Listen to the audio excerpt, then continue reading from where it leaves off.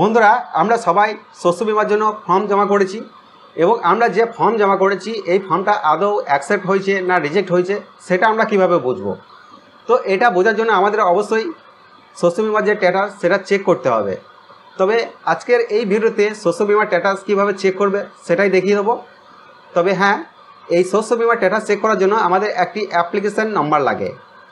আমাদের কাছে যদি অ্যাপ্লিকেশান নাম্বার থেকে থাকে তাহলে আমরা খুব সহজেই কিন্তু এই শস্য বীমার যে অ্যাপ্লিকেশান করেছি বা ফর্ম জমা দিয়েছি তার স্ট্যাটাস খুব সহজেই চেক করতে পারবো।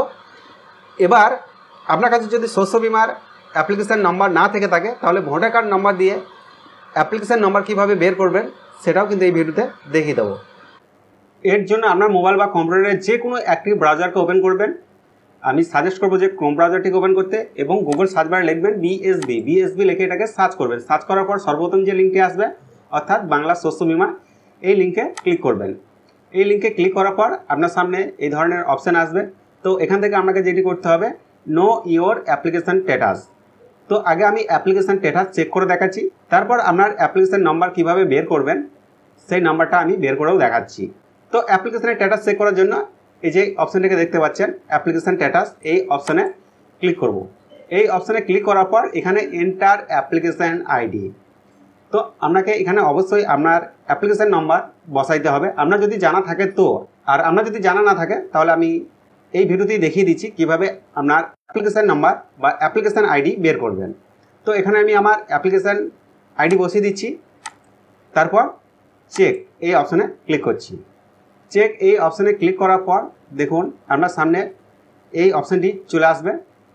তো এইখানে দেখুন যে এখানে অ্যাপ্লিকেশান নাম্বার দেখতে পাচ্ছেন, ব্যক্তির নাম দেখতে পাচ্ছেন এবং অ্যাপ্লিকেশান যে স্ট্যাটাস অর্থাৎ SNO অ্যাপ্রুভ, অর্থাৎ ইনি যে বাংলা শস্য বীমার জন্য অ্যাপ্লিকেশান করেছিলেন সেটা কিন্তু অ্যাপ্রুভ হয়েছে।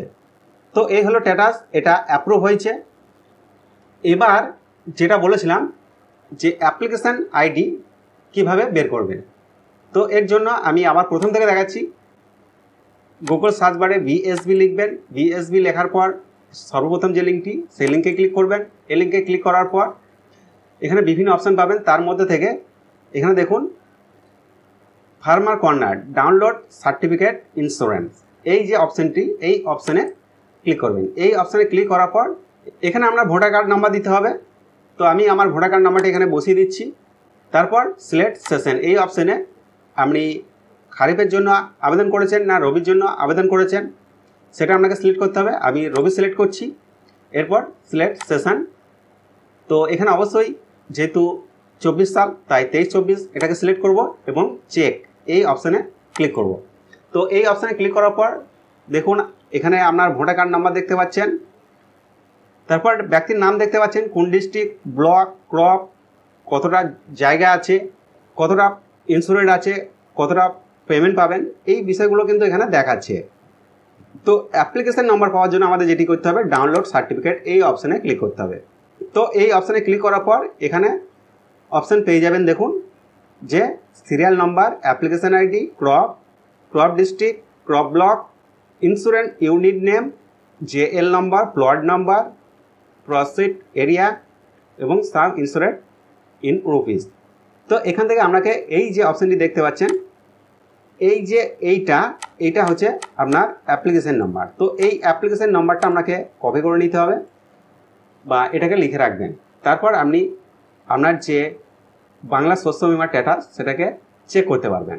তো বন্ধুরা ভিডিওটা আজকে আমরা এই পর্যন্তই। ভিডিওটা যদি ভালো লাগে তাহলে অবশ্যই ভিডিওতে লাইক করবেন, চ্যানেলটাকে সাবস্ক্রাইব করতে ভুলবেন না। সঙ্গে আমি ছিলাম রবীন্দ্র।